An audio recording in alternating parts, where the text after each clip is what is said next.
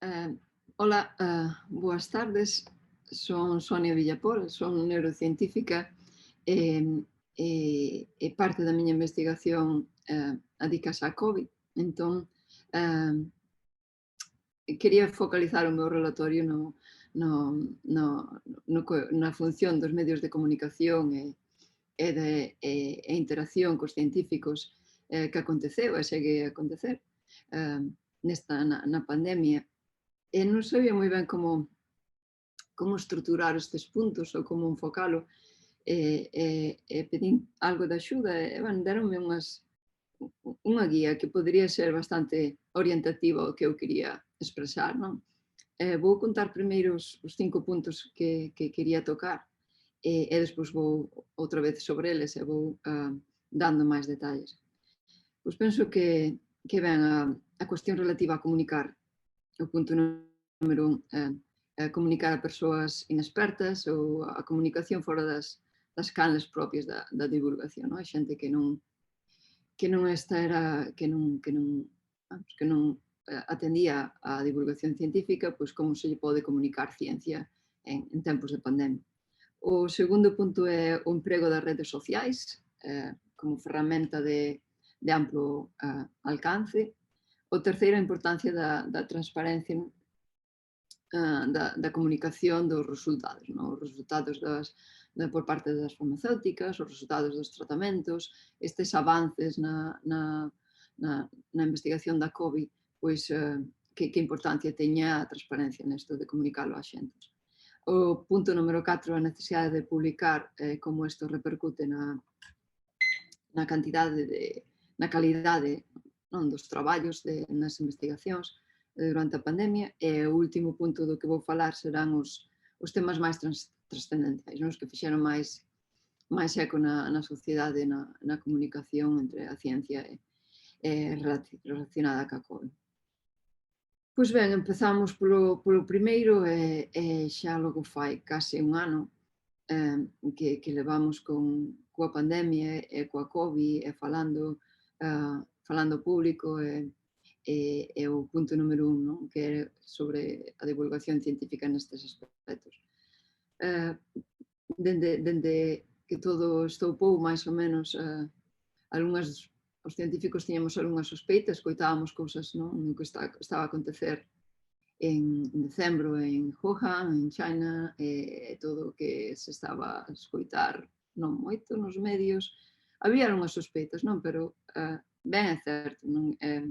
En xaneiro, febreiro, nin por asomo se pensaba que podría chegar a nin a metade do alcance que tivo, pero sí que se escoitaba, había certa preocupación, lembrome de comentar con xente sobre isto.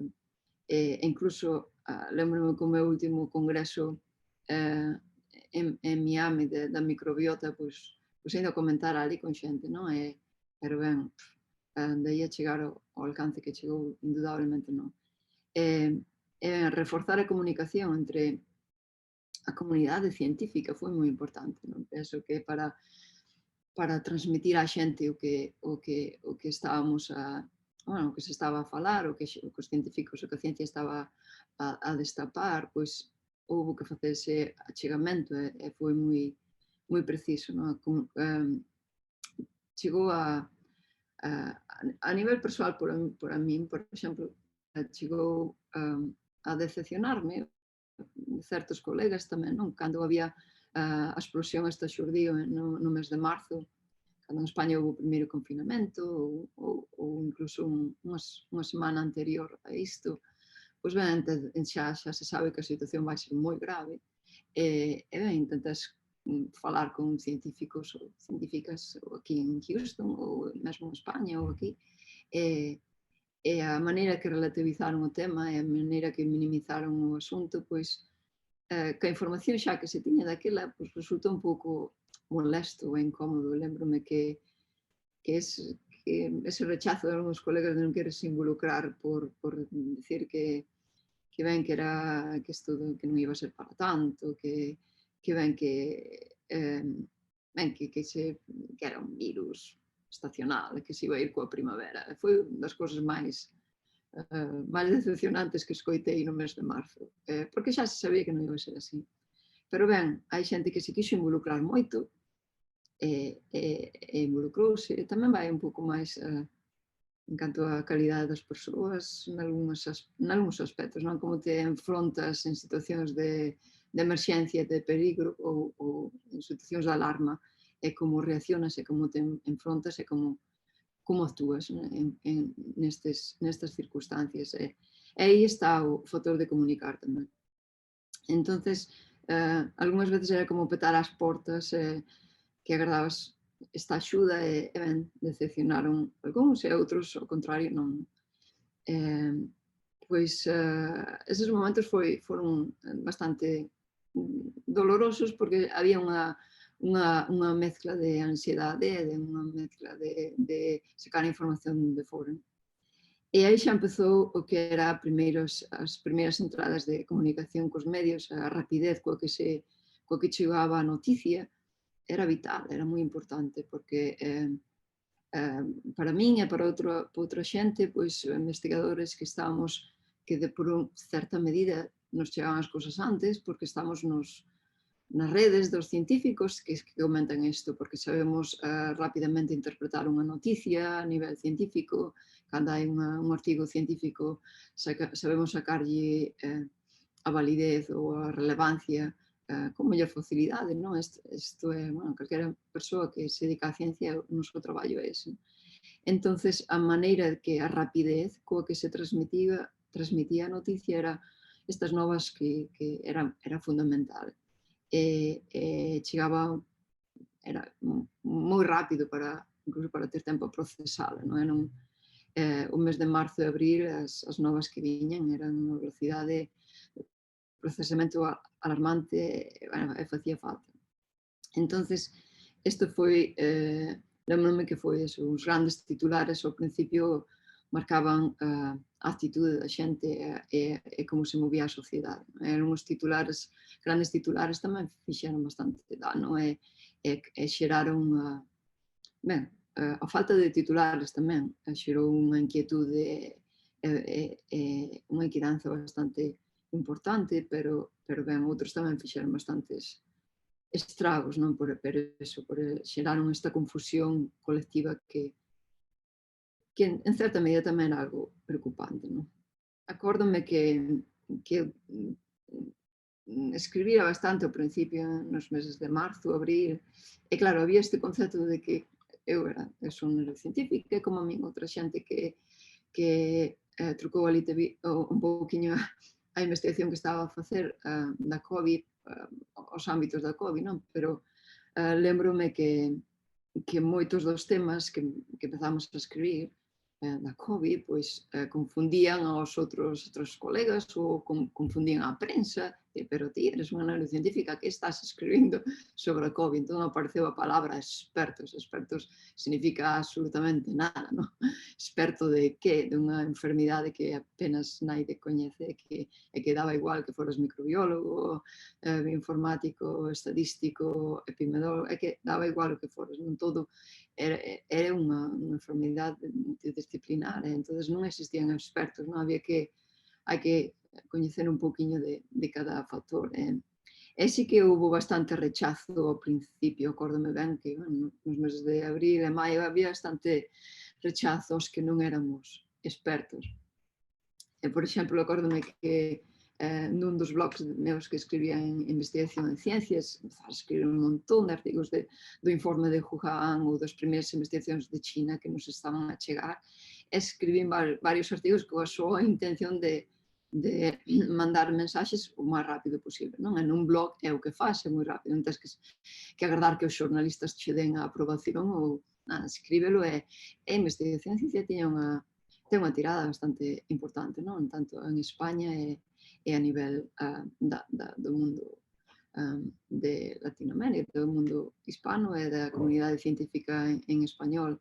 E iso era a idea, non? Que poder chegar a maior parte de xente. Acórdome cos meus artigos que eran dos máis vistos da páxina sempre. Este blog que teño desde fai moitos anos, non? Escribo nel, non tan periódicamente, pero pero utilicei-na como unha ferramenta, non, para transmitir información rápida e do que íbamos lendo.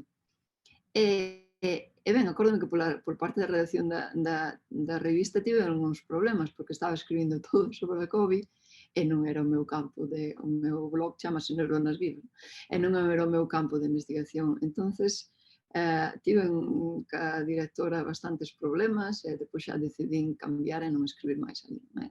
Para que había outras canles, non? Empezaron a abrir outras canles de comunicación nese sentido e eu empecé a usalas. Acórdome que traballei moito cos xornalistas de G-Ciencia, de Gaciencia, como se pronuncia, que non o sei moi ben.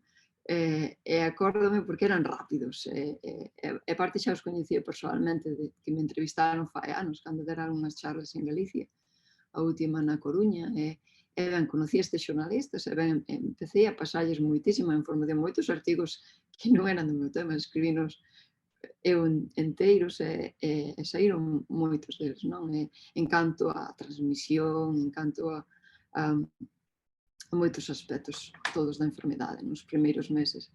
En paralelo con outros medios de Galicia, Cabo de Galicia, co Progreso, é dicir, medios xa non prensa científica especializada, porque chegouse a converter nun tema de interese da sociedade, de interese moi importante, de interese para salvar vidas, basicamente. A información chegou a ese nivel. Pois eso, era esta búsqueda, andábamos moitos científicos e científicas na búsqueda da desesperada dos medios de comunicación que puderan transmitir a maior parte da xente, da poboación, información científica verídica, bueno, creíble e non negacionista e o antes posible. A rapidez era mental. Unha nova que saía tiñas que estar escrita no mesmo día e publicada o mesmo día para que chegara a maior parte, o número maior de xente. Foron meses de grande intensidade informativa e escribín moitísimo o que pude, non? Como a min outra xente. E ben,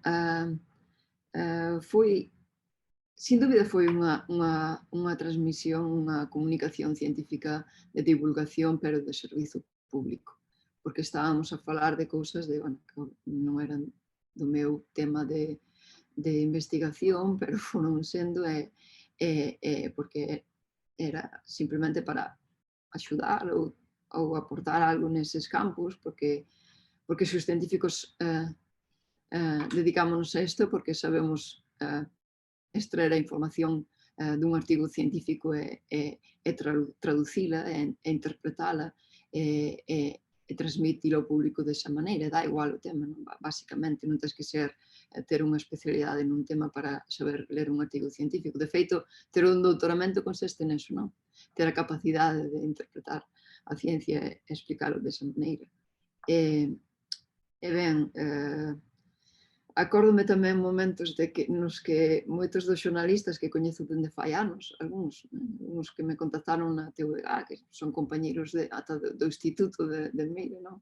E acórdome que estaban como frustrados, pero isto que pasa, é dicir, houve momentos de máxima confusión pola xente, pola parte dos xornalistas que estaban retransmitindo as novas e non sabían se isto que era, vamos, non sabían moi ben. Eran tempos bastante complicados e acórdome que animaban uns a outros como dicindo pero vamos a ver, pero isto é dicir, como pode ser que non entendo, isto é verdad, que podemos decir? É dicir, eran como marcar unhas pautas do que tiñan que decir en cada momento, porque era tan increíble, era como un pesadelo, non? Que día a día tras día saían novas tan alarmistas, e o peor é que eran reais. Foi moi difícil de asimilar e animábamos uns aos outros dicindo, mira, isto non creo que ningunha clase da Facultade de Xornalismo volo explicar, non é transmitir en tempos de pandemia, manter a serenidade apropiada, a cautela de non facer alarmismos, pero ao mesmo tempo transmitir a información verídica e comunicar como unha necesidade social, non? De saúde pública, de salvar vidas, de facer reaccionar a xente, que é o que había que facer, non? Sobre todo co tema da transmisión. Foi moi intensa, todos estes momentos de incertidume, fomos manexando así, bueno, algúns mellor que outros o levaron, ben certo que xornalistas que nunca o tomaron moito en serio, non? Pero hai outra xente que realmente estivo moi involucrada, como en todas partes, non? Dá igual o medio, hai profesionais, hai bons profesionais e máis malos profesionais, hai todos os medios sempre atopas moi bons profesionais que sempre se involucran máis que outra xente, e si dá gusto traballar con eles e axudarlles na medida do posible. Pois, eso, outro punto que teño aquí é que era algo tan atípico, non? Que moitas veces comentaban, que parecía de tolos, non? Había que transmitir a información que é a real, e realmente era alarmista, pero había que vendela como realista e non alarmista para manter un pouco a calma da xente. É sempre o mesmo. O importante era informar con máis veracidade a información científica que chegaba, pero sen alarmismos, pero transmitindo a xente que teñan que ter o principio de precaución. E isto viuse moito co tema da transmisión. Acórdame ben que non sei cantas veces lles mandei actualizar o artigo de transmisión os de Geciencia, porque, vamos, puñeran un debuxo de unha muller nunha ventá, e Manuel Reis se acorda as voltas que lle damos esta imaxe, porque lle dixe, non poñes non, que non se retransmite pola ventá, precisamente nos exteriores, non poñes a muller na ventá, tens que poñela no interior, ten que estar dentro, se vai confundir. E, bueno, actualizou eso, volveu a actualizar o artigo, o mesmo artigo, completísimo ese artigo. Momentos de estar mirando a prensa científica, lendo a velocidade espantosa e actualizando as novas, porque neso consiste a ciencia, non é estática, e non se pode escribir en pedra, non? Está flutuando e cambiando a medida que saen novos artigos e novas investigacións. Era un pouco complicado, non? Que a xente non se chegara realmente a confundir, como se foi. Pois ben, esa foi a miña experiencia nese aspecto, estou falando nos primeiros meses da pandemia, hoxe segue sendo así, pero hoxe en día hai máis información, hai máis prensa especializada en dar esta información, xa non é a emerxencia de que precisan todos os científicos, pois podemos un pouco respirar e dedicarnos ao noso, que a investigación non é tan intenso como ao principio. Algo sí que contribuiu, pero artigos máis elaborados e como xa máis información de todo tipo, pois ben, non fai falta esta urxencia do principio. Punto 2, e xa levo un cacho falando, punto 2, o emprego das redes sociais como ferramenta de amplo alcance. Aquí igual tamén, non é? É dicir, dende que isto realmente se convertía en unha necesidade a nivel de axudar a xente a transmitir a información que estábamos a perceber, e ali había angustia porque non se sabía nada, pois outra vez as nosas redes sociais, eu antes tiña todo privado, só tiña familia 4 máis, 4 amigos, pero obviamente tiña que ser algo máis público, porque as redes sociais eran outra ferramenta máis de comunicar, outra ferramenta máis para axudar a xente.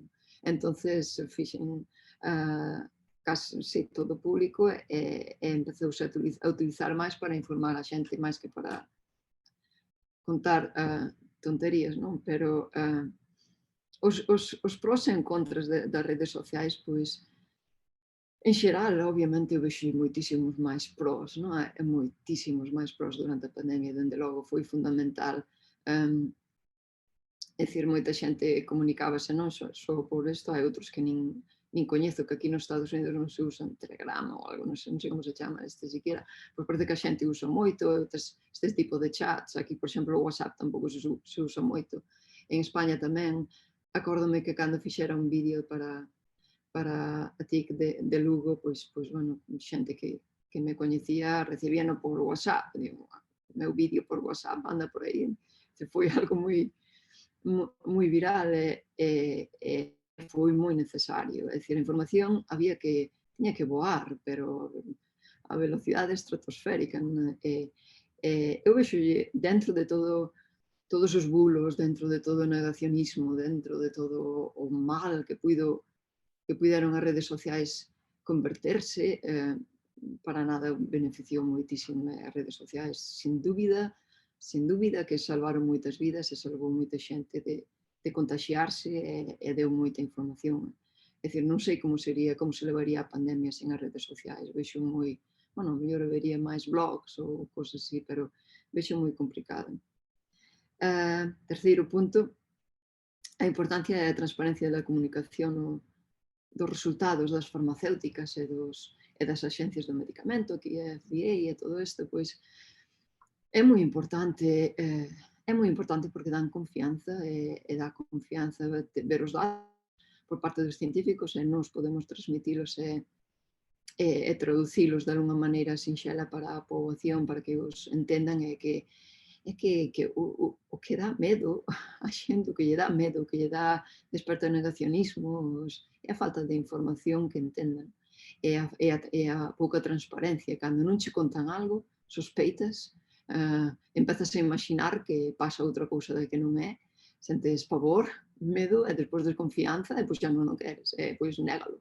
Entonces, a falta de información causa negacionismo, sin dúbida, e a transparencia en publicar todo o máis antes posible a transparencia en aportar os datos, incluso das vacinas, en investigacións que ainda non foron revisadas. Igual, había que a rapidez é fundamental, non?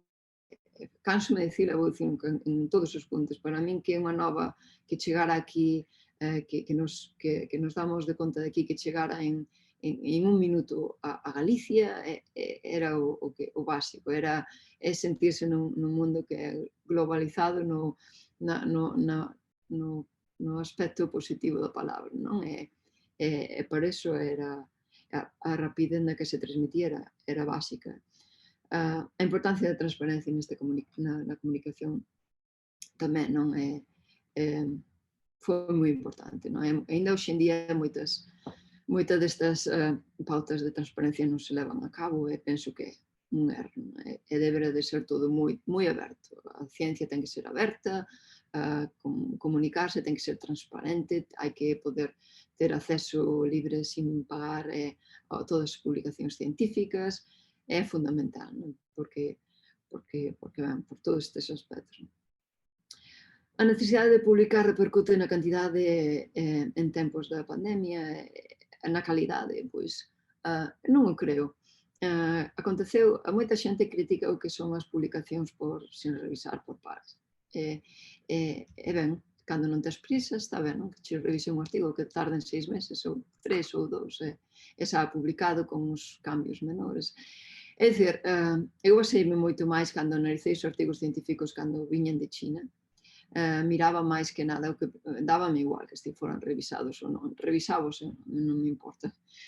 Podes mirar os materiais e métodos, a metodoloxía, como se fixo o artigo, podes perfectamente darte de conta se algo falso ou non, e podes lelo e avaliálo tú. Non?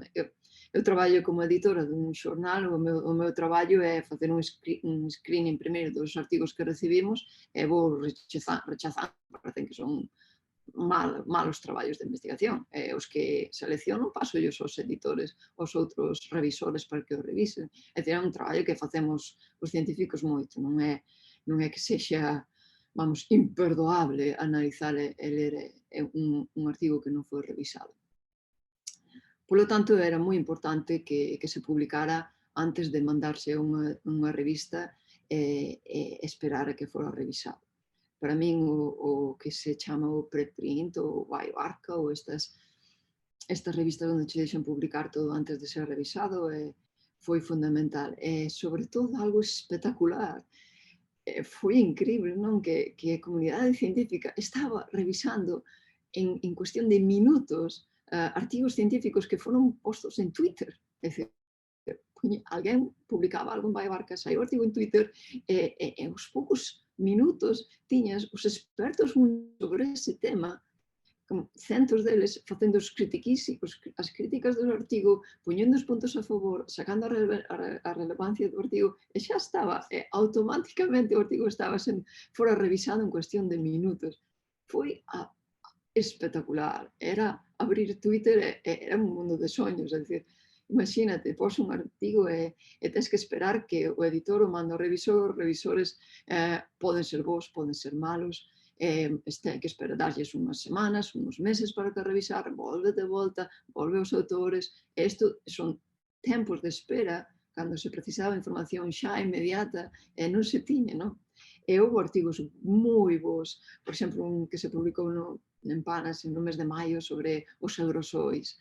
Ese artigo foi revisado anteriormente en cuestión de minutos, non é? Prácticamente publicouse o mesmo oficialmente no mes de maio, ese foi espectacular. En canto a eso, comentei, nunca falei moito desta necesidade de publicar, pero, revisar, e non só en Twitter.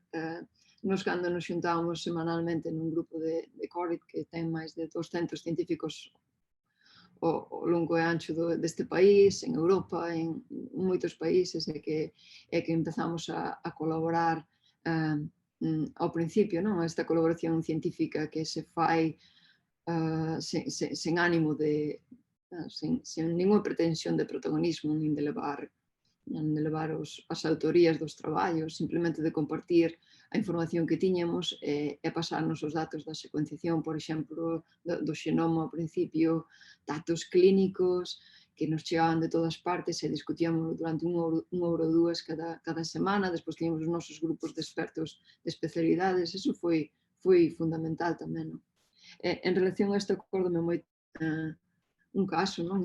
Ao principio tamén, no mes de marzo, abril, principios de abril, co tema dos aerosois, que foi espectacular, porque tiñamos no noso grupo expertos que levaban traballando en enfermedades infecciosas respiratorias, detectando o virus respiratorios nos campus universitarios, facendo estudos de transmisión durante toda a súa vida, e cando chegou o tema, esta grande pregunta do SARS, de como se transmitía, foi uns momentos de histeria moi espectaculares, porque estábamos como berrándolles, dinos como se transmite, pero tens que sabelo, como non vas a sabelo? Es que quedábamos así bloqueando, é que non se fixo nada, é que non se fixo ninguna investigación. Pero sabes todo o que hai que saber no mundo sobre a flu, sobre a gripe, sabes? De outras enfermedades bacterianas que se transmiten polo aire tamén, é dicir, tens que dar unha orientación, que parte é de aerosois, que parte é das gotiñas, tens que dicilo xa, porque é que a xente estáse infectando, ese era o tema. A xente estáse contagiando. Houve un momento neste campo dos aerosois moi explosivo, moi explosivo no noso grupo, pero non só no noso grupo, non? Foi en todos, que houve máis grupos aí no mundo. E sabíamos, transmitíase o que se transmitía, porque é o que sabía, tiñamos nos nosos equipos os expertos a nivel mundial, non se dixo antes, ou porque non. Isto lembrome constantemente da OMS. É dicir, o da OMS foi unha cousa, sempre que escoitábamos as novas da OMS, viñan non estábamos alerta constantemente, e todo o que saía da OMS ou do CDC sempre viñan con días de retraso. Investigacións que estábamos lendo en preprint, que había que sacalas xa e informar, sempre o analizaban con retraso, e cando tiñan comités de expertos, é dicir, non era nada, era un problema de rapidez, de rapidez, porque aquí xa se sabían as cousas, e cada minuto conta, e cada minuto da información que haxa, pois salvaríanse evitaríanse moitos contagios, non? E sí que non é que teña unha crítica contra OMS, indudablemente non, e traballan científicos independentes boísimos, non? Pero pero é a lentitude en moitas das accións, non? E ver todo tamén a nivel global, como hai que ver, obviamente, non? Tamén na adxudicación de porcentaxes das vacinas para os países que non son potencias mundiais para comprar moitas doses, non? Pois o fixeron non moi ben, de dar reservar un porcentaxe para estes países, e moita da súa idea a nivel global, non? É moi, obviamente, non é que o único que criticaría era isto, que parecemos sempre tan increíble, que foron tan lentos nos seus consellos, non? Era un pouco de impotencia, non? Vamos, solto xa, que xa o sabes, veña. Era un pouco así, unha relación un pouco frustrante tamén. Eso pode ser en canto a transparencia e rapidez. E a necesidade de publicar. Non creo para nada que repercutise na calidade dos traballos. Houbo rexeccións, traballos que se tuveron que anular, porque despois apareceron algún tipo de metodoloxía non foi realizado correctamente, pero non foron traballos que a propósito foron falsos, non? Senón non houberan sido publicados ao principio da primeira base, non? Ou non houberan sido difundidos como foron, non? Porque foron revisados, como digo, a tempo real. Último, xa vou acabando, non se enrolle moito isto, último dos temas que causou máis trascendencia, non? Os temas que causaron trascendencia, as vías de transmisión, que non é, isto me parece un tema que non, isto me aburre, non? Pero creo que foi do que máis falei, porque é o fundamental, como evitar contagiarse. E aquí entran no tableiro científicos que contactaron. O papel de José Luis Jiménez foi fundamental para transmitir isto a nivel en España. Lembrome que eu tiña algúns contactos por estar nunha asociación de científicos españoles aquí en Estados Unidos que fundamos en Washington fai uns anos, non? Eu formo parte desta organización, sempre temos contactos con Baixada, con Ministerio, por a través deses contactos, fuñe buscando uns contactos a José Luis para que contactara con Ministerio, para escribir realmente unha guía de protección dos aerosois. E ao final, sí, foronme dando os nomes de quen estaba no comité científico no Ministerio, fomos pasando, fomos mandando nos correos, e ao final contactou, non? Ao final conseguiuno, escribiuse un informe de ventilación de aerosois, que o escribiu todo, firmaron non sei cantos, pero escribiuno en tempo récord, José Luis Jiménez, e foi firmado por outros científicos de España, e está o informe accesible. Pero unha vez que haxa o reconocimento, falta implementalo, e é onde hai que as institucións ou os gobernos ou quen sexa ten que facelo, porque pouco sirve que a ciencia este escrita, este pública, este firmada polos organismos oficiais, se non se aplica. Isto foi así, non? Despois os que había que facer para evitar os contagios, aplanar a curva, o colapso nos hospitais.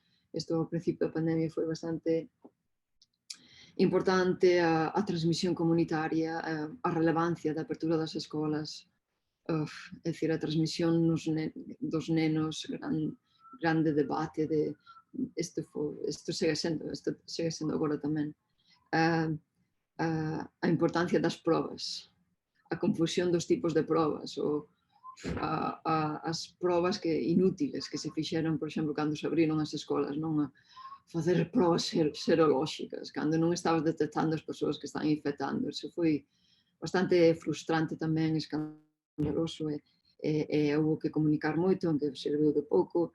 O caso das reinfeccións tamén, pois sí, é algo que se está explorando tamén, que canto dura a inmunidade das persoas que se contagiaron. Hai tantas cousas que non se saben aínda, non? O tema que, sin dúbida, para min, o tema que é o tema da pandemia, é como chegamos á pandemia, é como bueno, o que causou máis impacto é os asintomáticos, persoas que, estando ben, que se contaxian, nin se enteran e poden contaxiar a moita xente e causar brotes. Isto para mí marcou o coronavirus e marcou que se chegara o que se chegara, porque o primeiro, non? O primeiro falábase que non pasaba nada, que se tiñas... Ainda hoxe en día me miran a temperatura que cada día que entro ao hospital. É ridículo. É dicir, eran os hábitos, é dicir, dá igual que teñas... Home, claro, é unha medida, está ben. Non digo que non está ben, pero é que non significa que non estés contagiado por non ter febre, pero é o que se segue a implementar, pero o peor é que o primeiro pensábase que era solo eso, non? E iso foi o que estopou. Ese foi o que se chegou a pandemia. No? Ao principio, primeiro, cando se pensaba cos asintomáticos, pois que non transmitían. Non? E a OMS pecou desto tamén. Eran unhas moi controvertidas declaracións, non? Digo, quen xa todo o mundo sabe, pero ben, que se comentara de que os asintomáticos que non transmitían, eso foi devastador, non? Eso foi como unha burla, entonces non tivo sentido, xerou moitísima confusión. E ben, iso para mí foi clave. Se mezclamos todo xunto e pensamos que poderíamos aplicar e ter probas e testeos e cribados ao principio nos meses da pandemia, onde toda a xente, onde había algún tipo de contagios ou de brotes, non só dos que tiveron síntomas, senón de todos, pois creo que se pararía. E se trasladamos aos tempos actuais, ponlle o caso dos colexios, onde os cativos, a maior parte deles ou non presenta síntomas, son asintomáticos, ou os síntomas son moi leves ou menores, ou apenas se enteran. Ese cribado nos colexios, é o mesmo tema, non? É o que pasa, non? Que transmiten os virus en maior ou menor medida, pero dependendo das idades, pero transmiten. Entón, para min foi o estoupido, non? Se detectaran a xente que realmente non transmite. Maiores, pequenos e todo o mundo, pois frearíase, e quen sabe. E ben, para rematar, que xa está, ben, o futuro, pois ben, agora sí que entramos nunha carreira, estaba segurísima que o das vacinas iba a sair, porque se invertira xa daquela cantidades de dinheiro que xamais vin.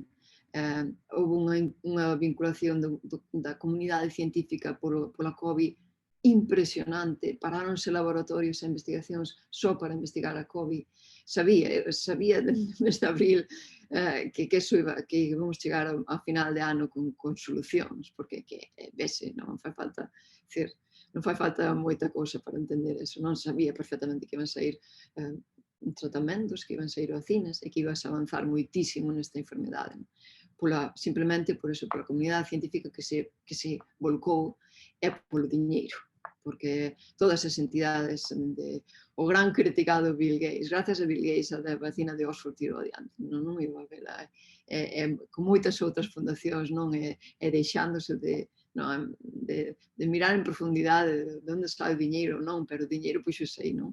E grandes compañías o que seña tamén aportaron e non foi só un tema dos gobernos para nada, non? Houve moitísimo diñeiro por detrás de empresas privadas ou de fundacións ou de persoas que empuxaron iso, non? En algún momento se farán as contas, non digo temas económicos, non vou criticar, pero ben, sei os millóns que se puñeron para avanzar moitas das investigacións preclínicas e sei onde saíron os millóns. Por exemplo, ahora mesmo aquí diante, aquí detrás de min tedes está o centro médico, aquí diante neste edificio, que vos lo enseño. Non sei se se ve, pois nese edificio foi onde no mes de abril sacáronse un stock de nanopartículas e de vacinas que estaban no conxelador de fai anos porque non houve financiación para elas, non?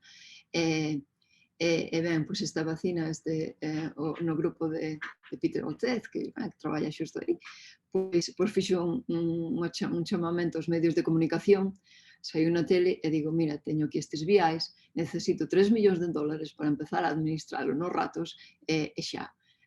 O día seguinte xa os tivo. así é como funciona Texas e a súa financiación, pois unha persoa a nivel privado pois deullos.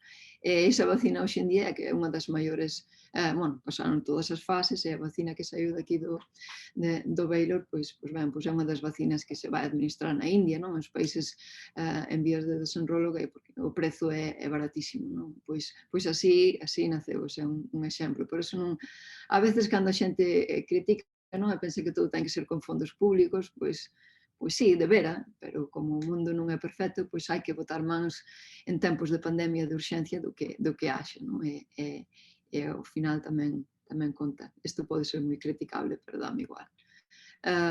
Nada máis, non teño nada máis que dicir. Estou moi animada por participar no debate o xoves e iso é todo.